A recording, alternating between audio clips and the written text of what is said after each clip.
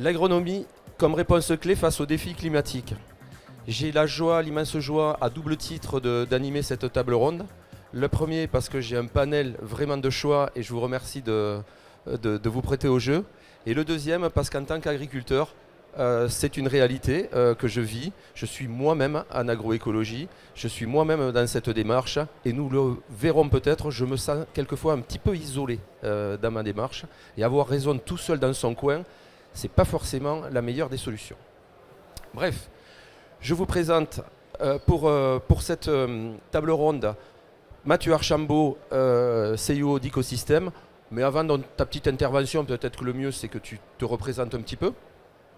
Edwige Charles, directrice innovation agricole durable et RSE chez une petite coopérative Terrena. Valérie Garcia, agricultrice et administratrice de Terrena. Et à ma droite, à notre mini, directrice pour PADV, pour une agriculture du vivant. Quand on est agriculteur, le changement climatique, c'est quelque chose qu'on vit au jour le jour, que l'on subit, que l'on voit, mais qu'on ne sait pas vraiment trop définir. On sent bien que quelquefois c'est plus sec, quelquefois c'est plus humide. On essaie de jouer avec ça, on essaie de trouver des alternatives à tout ça, mais c'est quand même des choses qui nous dépassent. Et face à ces événements qui nous dépassent, on trouve des alternatives, on cherche des alternatives, mais quelquefois on le fait un peu trop seul. Et là aujourd'hui, on va vous présenter une initiative qui, elle, est une initiative plus que collective, très collective, extrêmement structurée, qui résulte d'un cheminement qu'on va essayer de vous faire comprendre au travers de toutes les interventions. Quelque chose qui va nous amener à une conclusion probablement et à des dialogues et à des discussions, je le souhaite certainement. Après cette introduction, ma première question, c'est pour Edwige. Donc chez Terrena, on a commencé par faire quoi pour aborder le sujet ? Alors, on a commencé par conduire une vaste étude avec AXA Climate sur les réalités, quels seraient vraiment, de façon chiffrée, les impacts du changement climatique. Mais pourquoi on a fait ça ? Je remonte encore un peu avant.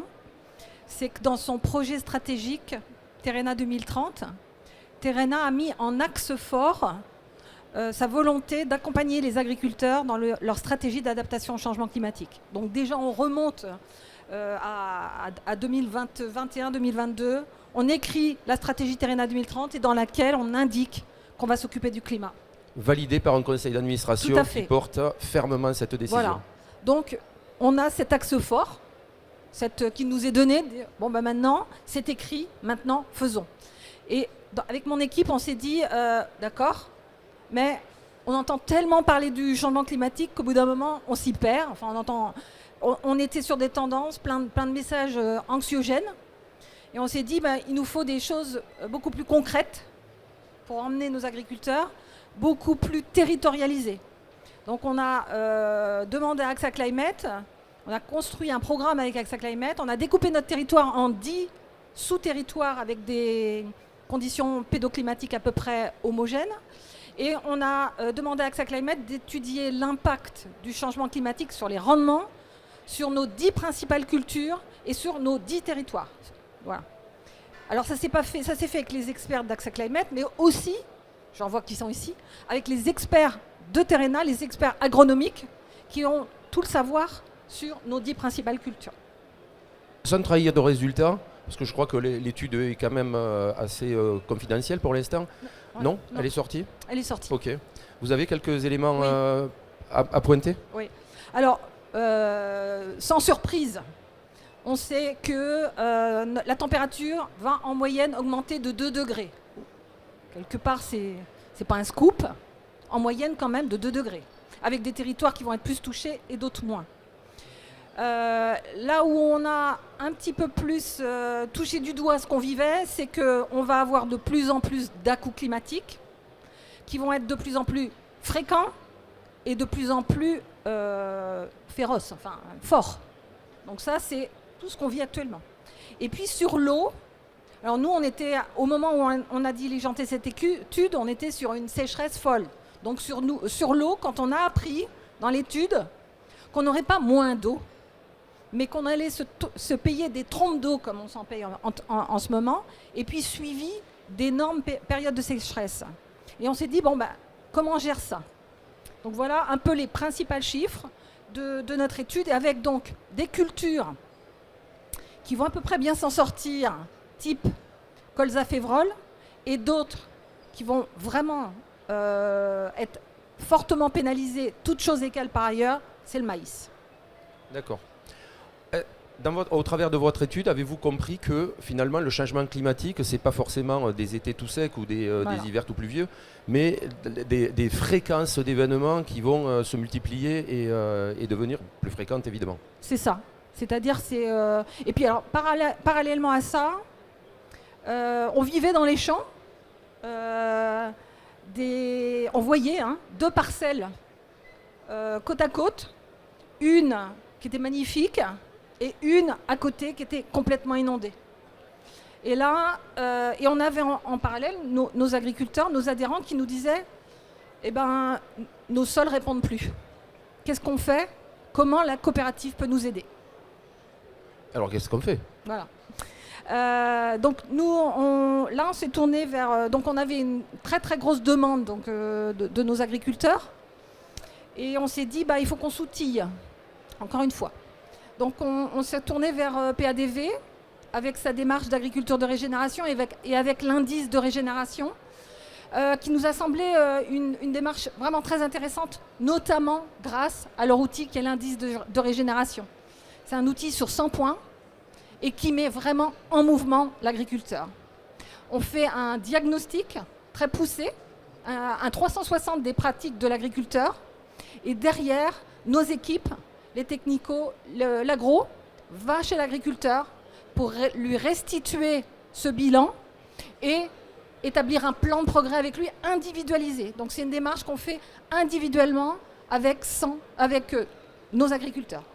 Alors, sans trop dévoiler ce que fait PADV, puisque ça sera un petit peu ta partie, Anne, on peut peut-être comprendre là qu'on change d'air, qu'on a vécu peut-être 40 ans de solutionnite, c'est-à-dire un problème, une solution, et on arrivait à régler ça avec cette mécanique intellectuelle. Aujourd'hui, on est passé sur quelque chose de beaucoup plus holistique, de beaucoup plus à 360, comme vous avez dit, à regarder, à analyser, et on change finalement totalement de point de vue et totalement de façon de faire par l'approche globale, mais aussi l'approche chez l'agriculteur. Oui. Et d'autant plus que jusqu'à présent, on était quand même très une culture, une année culturelle. Quand on allait chez l'agriculteur, on allait lui parler de sa culture et de l'année. Et là, avec l'agriculture de régénération, on n'est plus du tout sur une culture, on est sur une rotation, on est sur la globalité de l'exploitation.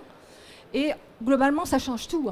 Ça change le discours qu'on va avoir avec l'agriculteur, mais ça nécessite aussi qu'on se remette complètement en cause, parce qu'on ne va pas parler de la même chose. On réintègre donc du temps long dans ce monde qui est l'agriculture, qui par essence est un monde de temps long. Tout à fait. Et puis on va parler alors, quand on va chez un éleveur, on lui parle de sa ration, la ration pour ses vaches. Là, on va lui parler presque de la ration pour sa terre. On va voir comment il s'occupe de sa terre. On va l'aider à voir comment on s'occupe des sols. Et ça, on l'avait certainement un petit peu oublié. Alors, je crois que ça nous fait une excellente transition avec Mathieu. Finalement, tout ça, tout ce besoin qui vient d'être décrit par Edwige au nom des agriculteurs qui découvrent tout ça, comment on fait pour les accompagner? En fait, tu l'as dit tout à l'heure, on est en train de sortir de la solutionnite, c'est-à-dire qu'on a un changement climatique qui est de plus en plus brutal. On a aussi une économie qui est de plus en plus brutale. On a aussi des à-coups économiques en plus des à-coups climatiques. Et ça, pour un agriculteur, dans une situation en fait à l'année, c'est impossible à piloter. En fait, on ne peut pas gérer On ne peut pas acheter des intrants et mettre en place une culture pour une situation climatique et économique inconnue quelques mois après. Tu veux dire qu'il n'y a pas un produit qui permettrait d'atténuer les coups de soleil sur du maïs ou du tournesol? Si, ça existe. C'est bien la crème solaire, mais pas si en fait le bonhomme est en train de crever, de cramer au soleil en étant mort de soif et mort de faim. Mais en gros, pourquoi la formation elle est importante et pourquoi c'est important ce qu'on fait à Écosystème? Parce que justement on sort d'un problème, une solution. Avant j'avais un problème de structure de sol, et ben en fait j'avais la mécanisation, j'avais un problème de fertilité, je mettais des engrais, j'avais un problème de maladie ou de mauvaises herbes, je mettais un produit. Alors ça d'ailleurs il y a d'autres problématiques de résistance etc. qui font que tous ces outils-là ne fonctionnent plus.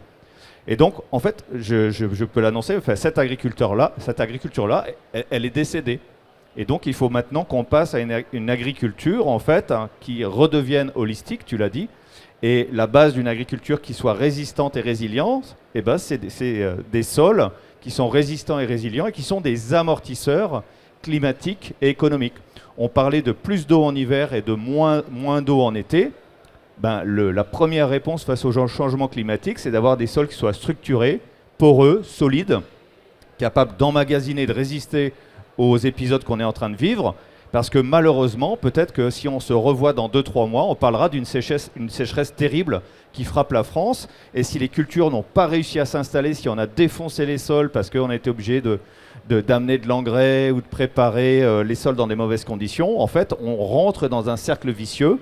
Et on ne peut plus se permettre de faire de l'agriculture hors sol. Et c'est pour ça qu'on travaille avec Terrena à la formation de l'ensemble des équipes de la coopérative. Mais Mathieu, chez Terrena, il doit bien y avoir des agriculteurs de plus de 50 ans comme moi, qui ont passé 30 ans à labourer, qui ont passé 30 ans à faire des opérations culturales comme ils l'ont appris, comme je l'ai appris. Comment on fait pour changer les mentalités là? Alors déjà, c'est justement de ne pas opposer les systèmes. En gros, moi je viens du monde des TCS et du semi-direct, donc du non-labour. Il y a les agricultures avec de la non-chimie, etc. La première chose, c'est de partir d'un constat objectif. Parce qu'en fait, le sol, c'est quelque chose d'objectif, sa structure, sa matière organique, etc. Les pratiques, ce qui est validé par l'IR, c'est des constats objectifs. Et à partir du moment où l'ensemble des acteurs de l'agriculture se mettent d'accord autour de constats objectifs, et bien en fait, trouver des solutions ensemble, c'est pas très compliqué. Et on va dépasser, on va dire, les guerres idéologiques, parce que un des problèmes qu'on vit, c'est, ou le danger qu'on pourrait vivre, c'est que comme on est dans une période difficile, c'est de partir en fait sur des oppositions idéologiques. Voilà. Non, il faut faire de la bio, non, il faut pas travailler les sols, etc. Et en fait, la réponse n'est pas là. La réponse, c'est collectivement de s'organiser autour de ça. Et en avez-vous connu de ces oppositions lors de votre expérience? Moi, ça fait 25 ans que je traîne un petit peu partout en France. Et oui, on en voit, on en a vu, et c'est pas très grave. Et c'est bien, ça alimente le débat. Mais en tout cas, au bout d'un moment, il faut vraiment faire un constat objectif. Le petit exemple me plaît parce que faire avancer tout le monde, c'est aussi résoudre ces oppositions. Ça me semble très important. Tu as peut-être un exemple de comment tu as résolu ces oppositions dans un groupe qui te viendrait en tête ou pas? Par exemple, dans les groupes de formation qu'on peut avoir, vous pouvez avoir des bio, des non-bio, des laboureurs, des non-laboureurs. Et quand vous faites donc, dans les systèmes qu'on propose, donc nous, on n'est pas là pour orienter idéologiquement les gens sur une forme ou une autre d'agriculture. On est là pour éclairer les mécanismes en fait, de décision d'un agriculteur ou d'un technicien d'ailleurs, pour qu'il fasse lui-même ses choix. Et c'est un exemple, par exemple, on avait un groupe avec moitié des vieux de la vieille comme toi. Ça faisait 20 ou 30 ans qu'ils étaient en semi-direct, couverts végétaux, etc. Puis des gars qui commençaient tout juste, qui labouraient ou qui n'avaient pas le même historique. Et de poser un diagnostic et de se rendre compte que les gars, ils étaient peut-être très bons en semi-direct, travail du sol, couverts végétaux, mais ils étaient très mauvais, par exemple, sur la gestion des adventices. Alors que le gars en face, c'est peut-être le gars qui sortait la charrue tout le temps, qui ne se posait pas la question des couverts, mais il avait une gestion intelligente du salissement parce qu'il avait une rotation, etc. Et bien en fait, encore une fois, à partir du moment où on ne focalise pas le débat sur un sujet, le sol, ça n'est qu'un sujet, il y a tout le reste, et qu'on donne des outils de réflexion qui soient objectivés, avec le consensus scientifique, et bien en fait, je n'ai jamais connu de problème dans les formations qu'on peut dérouler. Dans notre débat vient de s'inviter le sol, est-ce que chez Terrena, je reviens à peine vers vous Edwige, est-ce que chez Terrena, ou vous pouvez répondre à la question si vous voulez, est-ce que le sol est devenu l'acteur numéro 1 chez Terrena maintenant? Oui, évidemment. Moi, j'ai l'habitude de dire que le sol, c'est un capital pour l'agriculteur. On l'a beaucoup évoqué, hein, et ce que dit... j'ai perdu ton... Mathieu. Ce que dit Mathieu, en fait, c'est nous, en tant qu'agriculteurs, pour éviter toutes les conséquences de l'excès d'eau et des périodes de sécheresse qui deviennent de plus en plus intenses, c'est de travailler son sol verticalement. Donc oui, de toute façon, l'agronomie est quelque chose d'essentiel et c'est aujourd'hui l'axe majeur. Et ça, j'ai envie de le dire, quelle que soit la filière, quelle que soit la production de l'exploitation, parce que de toute façon, c'est la base du système global, comme elle évoquait Edwige précédemment.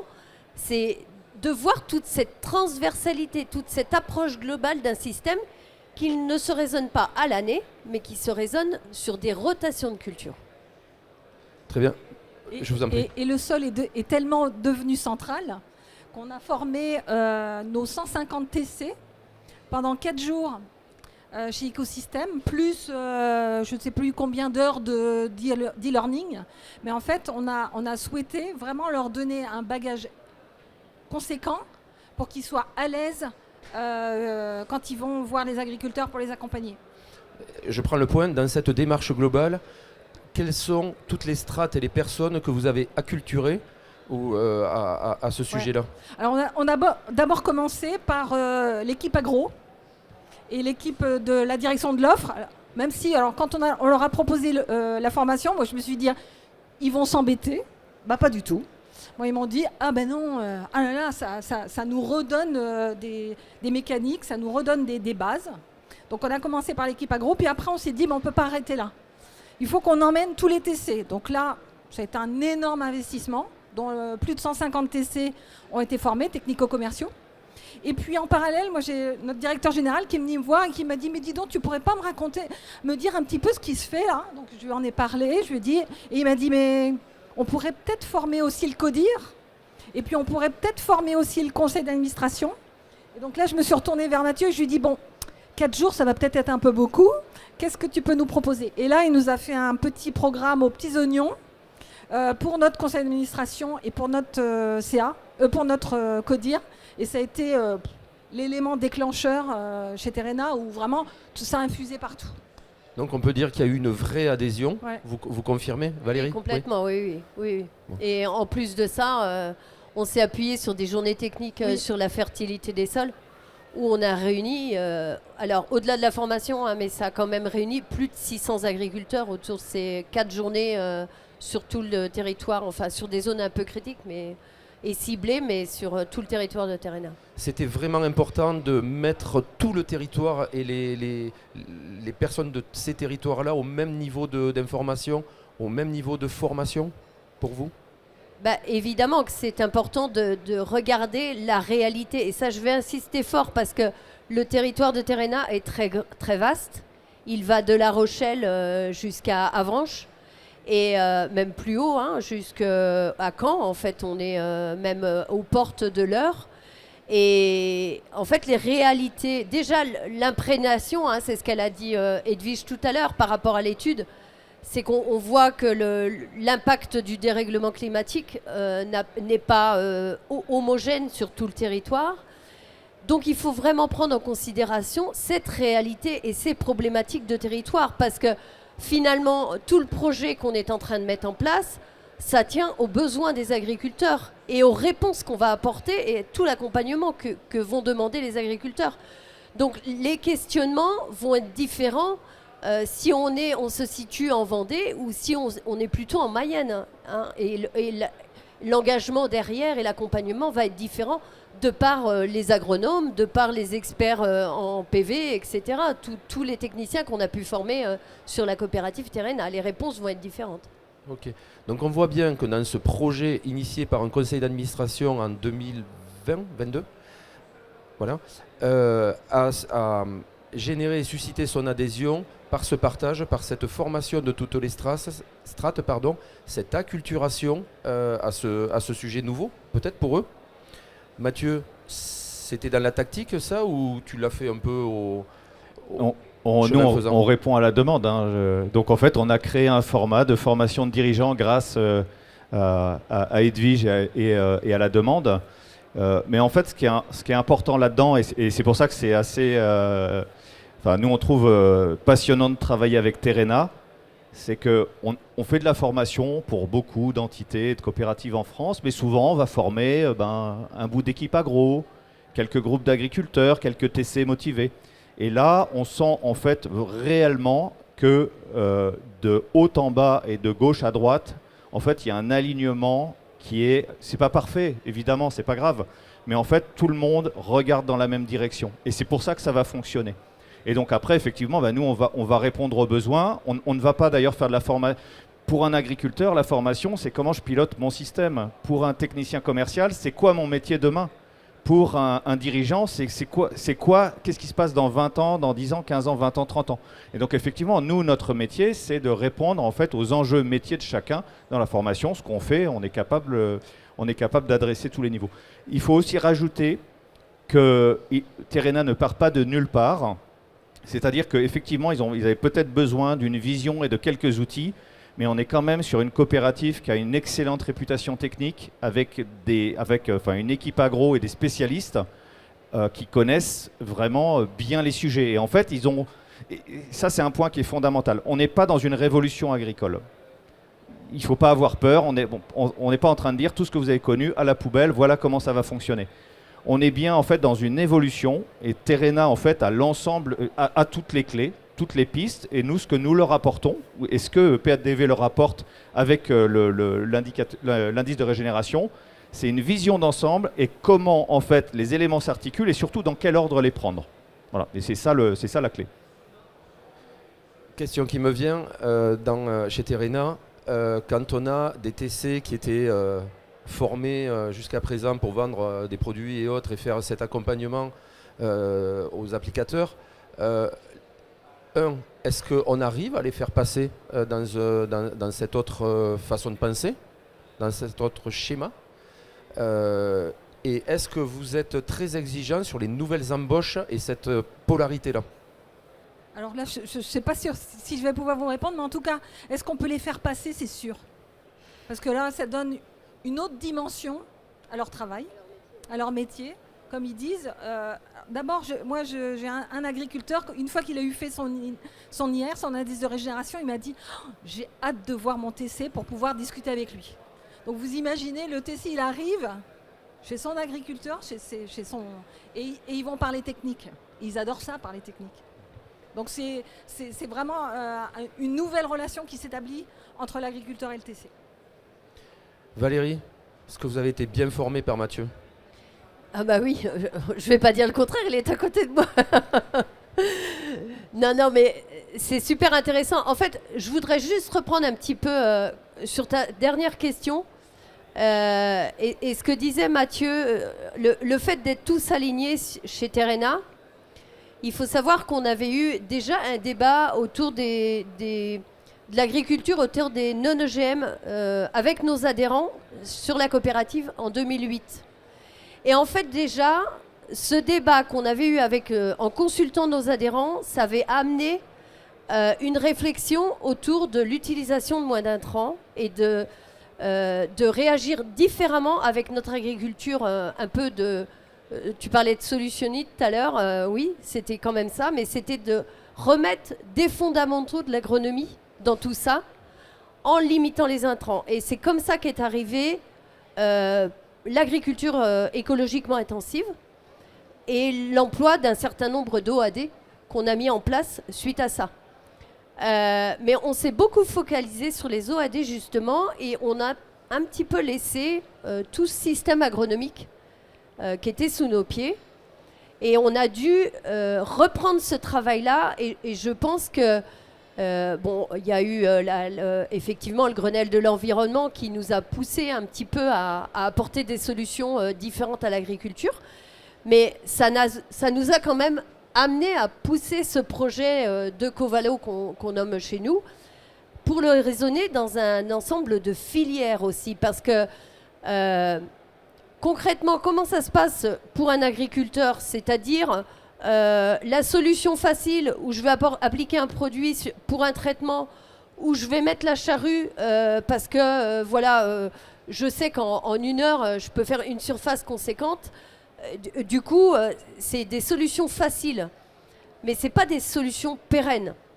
Et que ces systèmes-là, on doit les revoir complètement et on doit favoriser justement le collectif en tant qu'agriculteur par l'expérimentation, parce que dans nos techniques, ça veut dire quoi? Ça veut dire, par la formation, ce que peut nous apporter Mathieu, c'est travailler avec des matières organiques qui sont différentes. Il y a des matières organiques sur lesquelles on va apporter de la fertilisation. Il y a des matières organiques, on va plutôt travailler sur la matière organique stable. Donc c'est recréer de la biomasse pour structurer nos sols.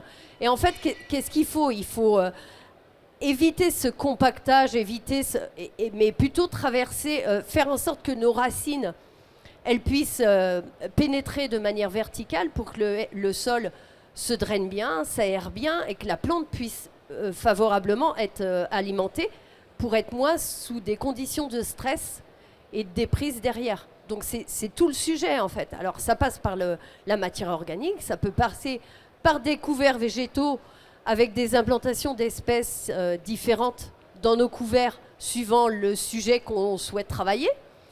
Ça peut être restructuré parce qu'on a un manque de matière organique, donc c'est ramener de la matière organique. Ça peut travailler sur de la biodiversité. En fait, il y a pléthore de sujets mais on reprend que des fondamentaux, hein, finalement. On ne fait pas la révolution quand on amène tout ça. Mathieu, tu veux réagir à ça? À cet enthousiasme Non, de non, retour à l'agronomie? Je suis contente de voir une élève qui a parfaitement compris. Bravo. C'est un petit peu la question que j'allais te poser. Merci Valérie pour le témoignage. On va tourner un petit peu parce que je sens que Anne ronge son frein.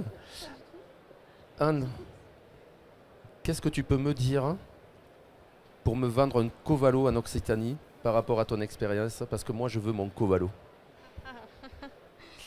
Qu'est-ce que je peux te dire? Covalo, c'est l'étape, c'est partir de ce qui a été fait, et je vais aller dans ton sens, Mathieu, pour souligner l'immense travail fait par Terrena, parce que c'est extrêmement rare, et je pense qu'il faut vraiment le dire. L'agriculture régénératrice est trop souvent vue comme une opportunité économique qui reste à démontrer de filière, réservée pour ceux qui ont déjà fait le travail, et c'est exactement l'inverse. C'est d'abord un travail de fond sur le terrain, un alignement au sein de la coopérative, et c'est extrêmement, beaucoup de travail, et ça a été fait, et je trouve que vos propos sont géniaux à entendre, parce qu'on sent vraiment cet alignement là entre tous les trois, c'est assez magique. Et donc Covalo, pour moi, c'est l'étape 2, c'est maintenant qu'on a tous ces fondamentaux, comment on va construire un modèle économique qui rend tout ça encore plus pérenne. Parce qu'on le sait, la situation du monde agricole, elle n'est pas rose. Et donc là aussi, il faut repenser ça. Et il faut le repenser avec tous les partenaires économiques et les partenaires du territoire. Parce qu'on le sait, ils ont aussi une influence sur finalement ce qui va se passer sur le terrain, dans les fermes, en termes de pratiques. Et que si on n'arrive pas à aligner aussi les acteurs économiques et publics autour de ce qui est aligné dans la coopérative et auprès des agriculteurs, ça ne peut pas fonctionner. Est-ce que dans cette hypothèse de départ, tu sous-tends, alors tu as dit c'est pas tout rose, mais en vrai, même si c'était rose, il y a quand même, dans ce changement de pratique, il y a un portage financier, ou en tout cas une avance financière à faire. Tu soulignes ça peut-être, ce côté, comment on partage le risque financier dans cette nouvelle aventure de l'agroécologie? En effet, la composante économique, elle est multiple. Il y a une question quand même de surcoût. Dans certains cas, on l'a dit, il faut apporter les matières organiques. Vous avez de la chance, il y a de l'élevage, il n'y en a pas partout. Dans le sud-ouest, il y a un petit sujet aussi quand même. Donc ça a des coûts, donc c'est le premier point. Il y a des risques. Et des fois qui sont des risques réels ou des risques présupposés. Mais en attendant, si on n'en parle pas, on va peut-être bloquer chez certains agriculteurs qui ne s'engageront pas. Il y a peut-être des investissements à faire. C'est quoi un risque réel ? Un risque réel, c'est un risque rendement sur un découvert qui ne lève pas parce que la météo n'a pas été bonne. Ça peut être plein de choses. Je veux bien que vous les listiez, tous ces risques que vous avez vus. La liste des risques. la liste des risques. Non, mais alors, bon, je ne sais pas forcément les énumérer, mais le fait qu'on soit sur des implantations différentes dans les rotations, parce que l'objectif premier, c'est quand même de couvrir ce sol en majorité, mais effectivement, on peut avoir des couverts pour des conditions climatiques comme on vient de le subir cet hiver, qui dépérissent dans l'eau. Donc ça veut dire qu'on va se retrouver plutôt en phase de fin d'hiver avec un sol qui devient nu. Si on n'avait pas prévu, si c'était un couvert qu'on avait prévu récolter pour un affouragement pour de l'élevage, du coup on n'aura pas cette récolte-là. Donc en fait c'est une répercussion, à chaque fois c'est une répercussion économique pour l'agriculteur, ça c'est évident. Et quand on parle d'accompagnement, c'est aussi un accompagnement dans ces transitions-là pour nous permettre d'être plus acceptables ces pertes économiques sur nos exploitations. Pour peut-être illustrer auprès de nos amis, ça peut être tout simplement des couverts végétaux qui ne lèvent pas. Donc on a engagé la charge d'un couvert végétal, mais on n'a pas le résultat ni le produit de celui-ci, soit pour l'élevage, soit pour le sol directement. Ça peut être également des semis, probablement que vous tentez un peu quelques semis directs, et ça peut être des semis non maîtrisés en enherbement en termes de semis directs, qui peuvent faire également une perte. Donc vous voyez, c'est pas... Tu veux en rajouter, Mathieu ? Oui, moi je dirais que le premier risque, en fait, c'est de ne pas connaître le sujet. Ce n'est pas des sujets compliqués, c'est des sujets complexes. Et sur les histoires de couverts végétaux, c'est par exemple de dire je vais faire des couverts végétaux et du semis direct parce que grâce à ça, je vais avoir un sol performant. Ben non, en fait, on a un sol, on peut faire des couverts végétaux efficaces et du semis direct parce qu'on a un sol performant et ça change tout. Et donc, en fait, il faut respecter des étapes, il faut faire une enquête agronomique. La fertilité du sol, ça commence par la structure. Puis après, on a la question du cholage, du statut acido-basique du sol. On a ensuite la question de la matière organique, évidemment, mais aussi des équilibres minéraux. Il faut prendre les étapes dans l'ordre. Et une fois qu'on a pris les étapes dans l'ordre, déjà, on a éliminé 70% du risque. La deuxième chose, c'est d'accepter d'être dans une logique d'investissement et pas de réduction des charges. Et tu l'as dit, Anne, je pense que ça, c'est un piège. Les gens qui partent en red jag pour des histoires de filière et pour faire des économies, vous faites fausse route.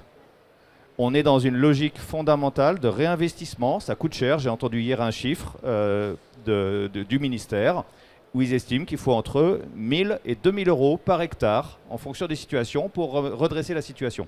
C'est ça l'histoire. Et le dernier point, effectivement, c'est qu'une fois que toutes les étapes sont respectées, il reste un risque climatique. Et c'est là où notamment les assurances ont un rôle, notamment avec les assurances paramétriques qui garantissent en fait des pratiques et qui sont très intéressantes. Merci. Je crois que on t'a peut-être un peu coupé, Anne, mais je crois que ces précisions étaient très importantes pour la compréhension de notre sujet. Si tu veux bien reprendre à qui va payer tout ça. Qui va payer tout ça ? Tout le monde. De toute façon, tout le monde, à un moment donné, si on ne fait rien. Donc l'idée, c'est d'anticiper et justement d'être dans une logique d'investissement. On l'a dit, il faut investir sur les fermes, donc il faut que tout le monde finalement prenne sa part dans cet investissement et dans cette prise de risque. Et donc l'objectif de Covalo, on a réuni à la fois les filiales, parce que Terrena a quand même la chance d'être une coopérative avec aussi des filiales qui contribuent à finalement des débouchés de filières. D'autres débouchés de filières, d'autres acteurs économiques qui sont notamment adhérents à PADV et aussi des acteurs publics et bancaires. Donc on a notamment le Crédit Agricole, on a l'Agence de l'eau Loire-Bretagne qui participe aux échanges et tout l'enjeu, c'est la même chose que ce qui a été dit sur la partie terrain, c'est comment on sort des idéologies et de l'impression que finalement une agence de l'eau qui a une compétence eau ne peut pas s'entendre avec des filières qui, elles, sont attirées par le carbone. Comment on sort de ces postures pour se dire, en fait, à partir d'un état des lieux clair du territoire, qui là a été fait, quels sont nos objectifs communs ? Et en fait, si le constat il est partagé, on est assez d'accord sur le fait de dire qu'en fait, on veut aller dans le même sens. Et à partir de là, on peut construire des choses. Et on peut construire collectivement une solution économique qui va se baser déjà sur la reconnaissance du travail de fond qui est fait sur le terrain, d'une collecte de données avec l'indice de régénération, plus des données carbone qui manquaient à l'indice de régénération pour aller apporter finalement l'ensemble des indicateurs dont tout le monde a besoin. Et on est complètement dans cette phase-là où finalement on arrive à se mettre d'accord sur le fait qu'avec ces deux référentiels, on sait répondre aux attentes de tout le monde en fonction des différentes compétences, qu'on soit une banque, qu'on soit un acteur public, qu'on soit un acteur privé de filière. Juste sur l'indice de régénération, tu peux nous faire l'IR pour les nuls, s'il te plaît? Donc l'IR pour les nuls, c'est une note sur 100. Ça, c'est la partie immergée de l'iceberg qui permet d'avoir une vision agrégée finalement de l'ensemble des composantes du système agronomique. Donc le sol, la plante et le paysage. Donc ça agrège tout un tas d'indicateurs qui sont calculés à partir des données agricoles de la ferme. Donc c'est un échange entre le technicien et l'agriculteur et l'agricultrice sur les pratiques qui sont mises en œuvre. Donc on n'exige pas des choses compliquées ou coûteuses en termes d'analyse, c'est vraiment à partir des pratiques. Et ça permet d'enrichir et d'arriver à un état des lieux objectif de la situation sur la ferme et d'alimenter les réflexions sur un plan de progrès. Et là où c'est très chouette en termes d'alignement collectif, c'est qu'on a beaucoup travaillé donc, avec Écosystème. On s'est rendu compte qu'on était très alignés sur la manière dont justement ils accompagnaient techniquement dans les étapes, comme disait Mathieu, les étapes, le cheminement finalement de l'accompagnement technique. Et c'était très proche finalement de la structure de l'indice de régénération. Donc on était parfaitement cohérents. Et donc aujourd'hui, le programme Agrocursus, qui est une formation continue de 18 mois, finalement reprend pas à pas les différents items de l'indice de régénération pour aider les techniciens à faire des plans de progrès pertinents, adaptés pour conseiller les agriculteurs. Valérie, l'IR pour l'agriculteur, c'est quoi? C'est abstrait? C'est concret? C'est compliqué? C'est pas compliqué? Non, non, l'IR, c'est une note, mais finalement, la note, ça tient pas à grand-chose, hein.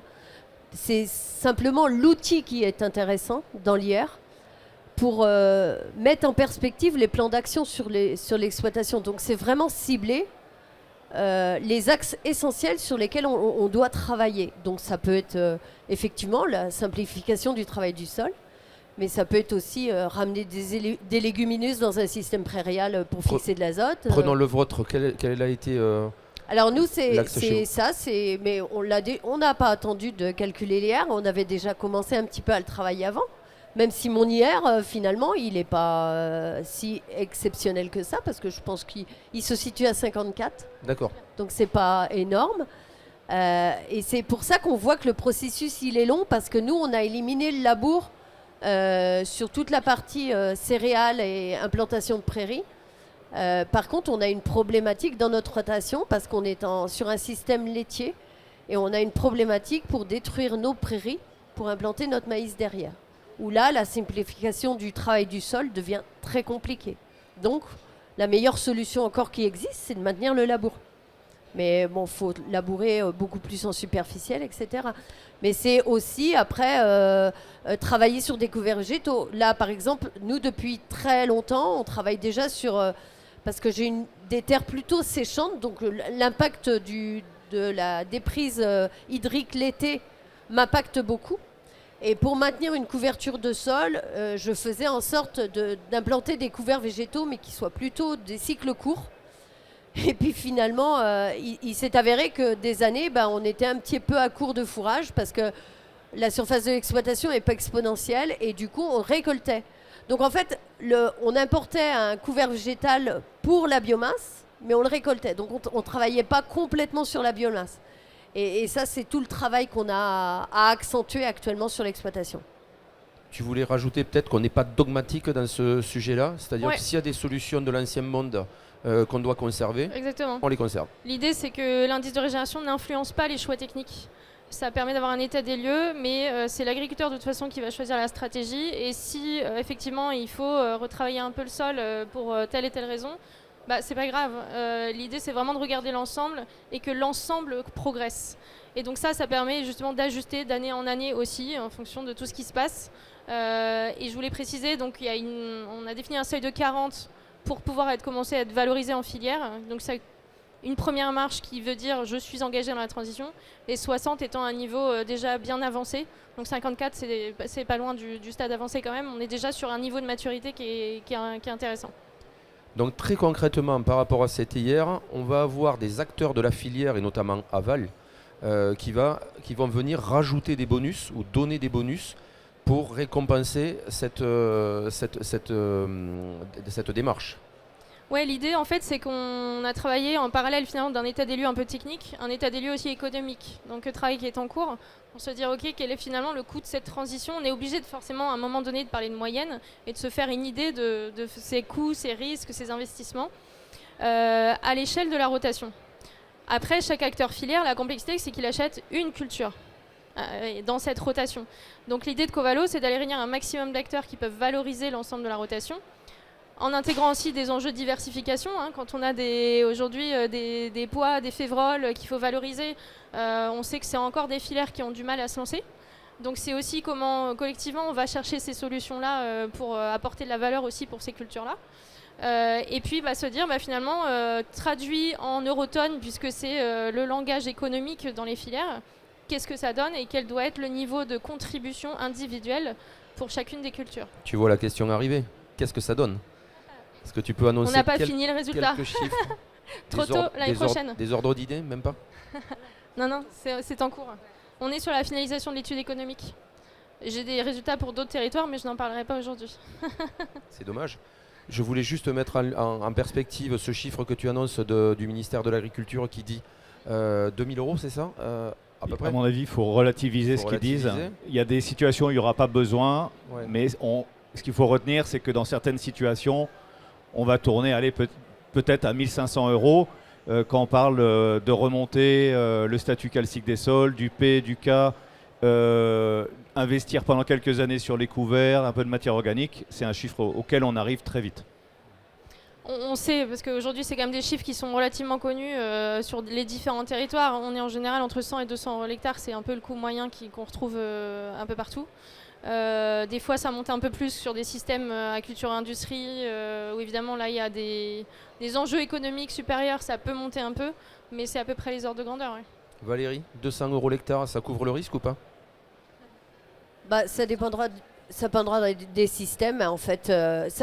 Quand on parle de rotonne, c'est toujours lié à un système global, c'est-à-dire dans quelle perspective l'agriculteur a dimensionné son système pour rester compétitif et viable économiquement, sachant que nous, de toute façon, notre objectif est toujours le même, c'est-à-dire produire et avoir des aliments sains et de qualité, mais pouvoir se rémunérer aussi. Donc c'est tirer profit. Et je pense qu'on a un autre enjeu aujourd'hui, c'est par rapport au renouvellement des générations. Donc cette philosophie-là qu'on est en train d'exposer ce matin, c'est vraiment préparer nos systèmes d'exploitation pour les générations futures. Parce qu'on voit que ça ne se fait pas en un claquement de doigts. C'est un temps très long. C'est beaucoup d'expérimentation, c'est-à-dire que les échanges entre agriculteurs vont aider beaucoup. Parce que les couacs qu'ont eu les uns, c'est d'essayer de ne pas les répercuter chez les autres, mais d'essayer des choses à chaque fois améliorantes pour faire qu'économiquement, tout le monde puisse s'en sortir. Petite question, est-ce que ça motive les jeunes, ce genre d'initiative? Est-ce que vous avez ressenti ça ou pas du tout? Moi, j'ai une conviction, c'est qu'on prépare notre système effectivement à plus de pérennité sur nos exploitations, donc plus de résilience pour préparer une installation future.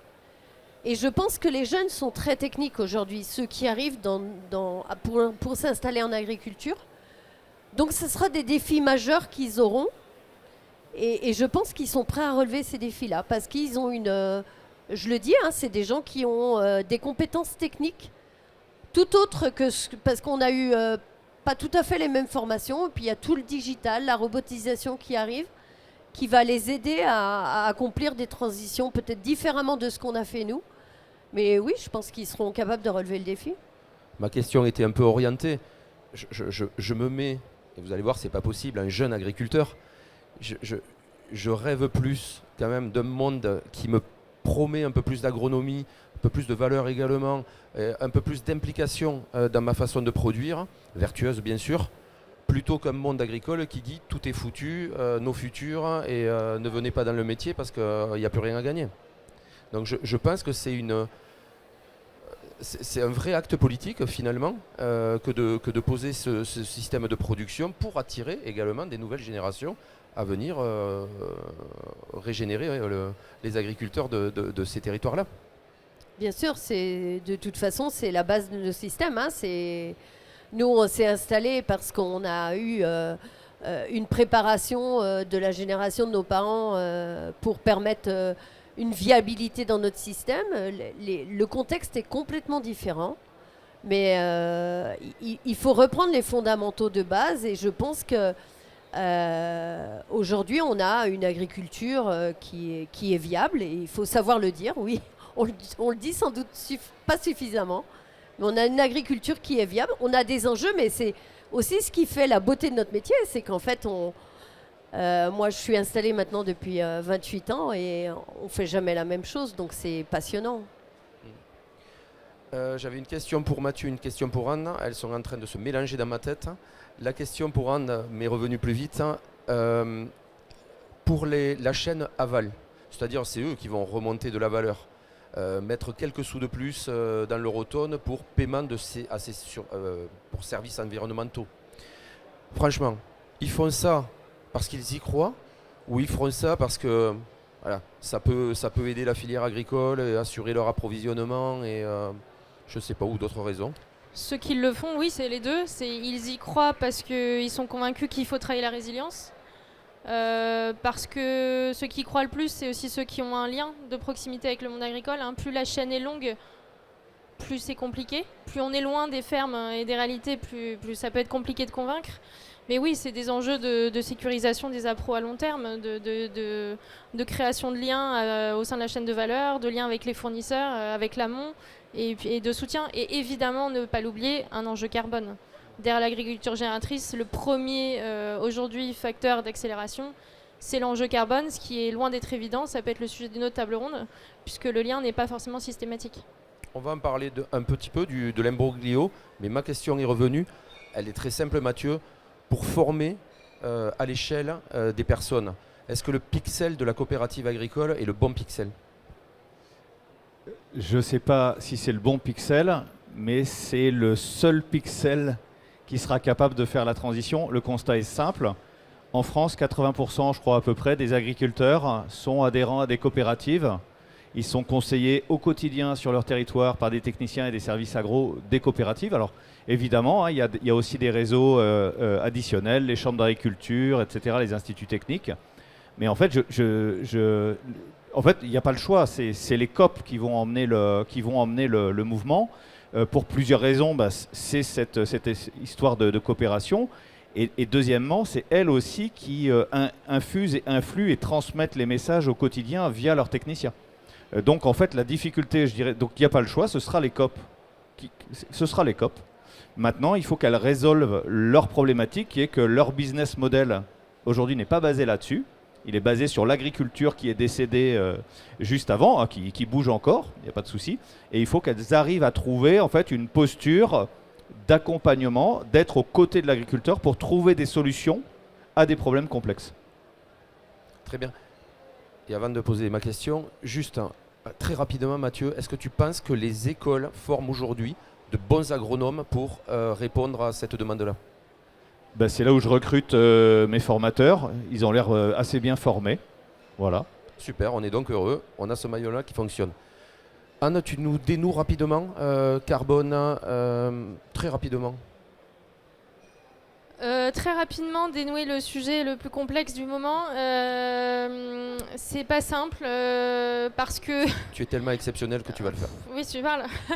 Les dynamiques d'agroécologie sont des dynamiques de long terme, les dynamiques de carbone sont des dynamiques à temporalité un peu différente. Donc si je peux résumer le sujet, déjà c'est un élément. Après, il y a un sujet aussi d'outils et de méthodologie. Les méthodes carbone, il y en a plusieurs. Il y a des enjeux techniques liés au taux de matière organique dans les sols, à des aspects soit de dynamique, soit de progression ou de photos à un instant T qui font que ce qu'on sait agronomiquement être un lien évident, parce que quand on fait de l'agronomie, qu'on va mettre des couverts, qu'on va produire de la biomasse, qu'on va la ramener au sol, ça contribue au stockage. On ne le voit pas toujours systématiquement dans les résultats des chiffres, des méthodologies. Donc on y travaille activement parce que de toute façon le lien existe et donc il faut qu'on le travaille beaucoup plus collectivement là aussi avec tous les acteurs pour mieux comprendre comment on peut encore mieux mesurer, encore mieux comprendre comment ces dynamiques-là sont présentes et comment on peut répondre aux besoins de l'aval qui est d'avoir les deux À court terme, le premier enjeu sur le carbone, c'est de fournir les données. Donc ça, il y a plein d'acteurs ici qui le font très très bien, on travaille avec eux. C'est de la collecte, c'est de fournir les informations, ça vient nourrir les reportings. Demain, l'enjeu, c'est comment on va chercher des réductions à moins 30. Aujourd'hui, réalistiquement, moins 10, moins 15, c'est déjà bien. Moins 30, c'est un vrai défi technique, agronomique. Et là, il va falloir travailler tous ensemble pour que finalement les plans de progrès techniques, ils amènent ces résultats de manière garantie, avec le moins de risques possible pour les agriculteurs. Et aujourd'hui, on n'y est pas. Ça, on va dire que c'est la prochaine étape. Mais en tout cas, commençons par celle que vous êtes en train de faire. Valérie, c'est vous qui conclurez. Mais je voudrais faire un tout petit tour de table là sur comment vous avez vécu cette grande expérience Covalo. Mathieu, peut-être. Je l'ai déjà dit tout à l'heure, mais c'est vraiment un plaisir de travailler dans une coopérative où on sent un alignement. C'est-à-dire que on a fait de la formation et ça a produit très rapidement des résultats. C'est parce qu'on est très bon, évidemment, mais c'est aussi parce qu'il y a un alignement en fait, de l'ensemble des acteurs. Et pour les structures, je ne parle pas que des coopératives, mais les structures, les entreprises qui ont envie d'avancer vite et d'être en capacité de répondre aux défis qui sont les nôtres, le premier point, c'est d'être aligné. Tu sous-entendrais que si, dans n'importe quelle entreprise que ce soit, on aurait une direction qui ne serait pas très favorable au truc, mais qui l'utiliserait en se disant « Allez, on va dans le mainstream du moment, on dit qu'on y va, mais en fait, il n'y croit pas », ça ne marche pas. Ça va être compliqué, oui. Je crois que le message est passé. Edwige. Bon, j'ai déjà tout dit. Chez nous, ça a infusé partout et ça infuse encore, jusque dans les productions animales. C'est chouette. Et on est même en train de regarder. Alors là, Mathieu a formé la dernière fois les équipes de notre belle marque, La Nouvelle Agriculture. L'idée étant également de pouvoir utiliser toute cette matière au service de notre marque. Donc ce serait un aboutissement très chouette. Donc pour vous, le next step, c'est quoi? Ce serait bien. Ouais. C'est ça? Oui. Très bien. Anne? Oui, je rebondis sur tout ce qui a été dit. Hein. Nous, le collectif, c'est notre ADN et c'est vrai que c'est extrêmement enthousiasmant de voir que les briques, ou les pièces du puzzle finalement se complètent et qu'à la fin, ça fonctionne. Donc on n'est encore qu'au début. Hein. Clairement, on a encore beaucoup de travail devant nous. On le disait, on est sur études éco. Après, il va falloir embarquer. Et puis, à un moment, il va falloir faire savoir, communiquer. Et je pense communiquer dans le bon sens du terme. Et ça, c'est un vrai défi aussi, de renouveler la manière dont on va communiquer sur cette transition agroécologique, dont on va la valoriser, la faire savoir de manière intelligente, constructive, positive, pour embarquer encore plus de monde à tous les niveaux. Je pense que c'est un grand défi qui est devant nous. Je sens quand même, dans la façon que vous avez tous de parler, que c'est quand même un énorme succès. Dans les autres Covalo, dis-moi juste à moi, il n'y a personne qui écoute, qu'est-ce qui peut gripper? Qu'est-ce qui peut gripper quelquefois? C'est quoi les points qu'on peut améliorer? Dans tous les Covalo, et je pense que Edwige, je dirais pas le contraire, je pense que ce qui est le plus difficile, le plus gros défi, c'est la peur. Tous les niveaux. À tous les niveaux? Ah oui, pour moi, c'est la peur. Ce qu'on essaye de faire en permanence, c'est de rassurer et de réduire ces peurs. Et les peurs, il y en a partout. On est dans un contexte qui est quand même horrible, anxiogène en ce moment, partout, climatique, économique, tu as dit politique. Il n'y a pas grand-chose qui va super bien. Et aujourd'hui, parler de changement, même si on ne parle pas de révolution, ça reste un changement, ça fait peur. Et ça fait peur qu'on soit directeur général, agriculteur, technicien, directrice de l'innovation, directrice de PADV. Et donc c'est ça qu'il faut travailler. Et là, la meilleure réassurance, c'est le collectif à nouveau. C'est comme ça qu'on se sécurise, qu'on se rassure, qu'on se donne les belles histoires, les beaux récits. Ça, c'est un truc d'Edwige. Montrer les réussites, montrer les belles histoires, et elle a raison. Pour lever ses peurs. Moi je ne sais pas, mais j'ai pas l'impression que Valérie soit quelqu'un qui ait peur. En fait, on y va, la transition agricole. Je pense que c'est ce qu'on vient de dire un petit peu auparavant, on n'y arrivera pas chacun dans son coin. Ça se construira collectivement et je pense que dans nos coopératives, c'est vraiment l'enjeu qu'on a par l'accompagnement qui peut être fait, c'est pour apporter des solutions concrètes du terrain jusqu'à nos filières Et c'est tout le sens, je pense, c'est ce qui pourra donner confiance aux agriculteurs pour avancer. C'est un projet qui est vraiment suivi chez Terrena. Oui, mais parce qu'on en a fait une vraie priorité. Bon, je crois que ce mot de conclusion est d'optimisme en tout cas, et même de fermeté. Je trouve que vraiment, vous le dites Valérie, avec ça laisse pas de place au doute, la façon que vous avez de le dire, et je trouve ça très optimiste. Oui, mais Mathieu l'a plus exprimé que moi quand il dit que l'agriculture des générations antérieures est décédée. Et c'est vraiment ça, en fait. Et ça, c'est bien acté. Ouais. On est dans une transition. Mais merci pour cette table ronde. Merci à vous.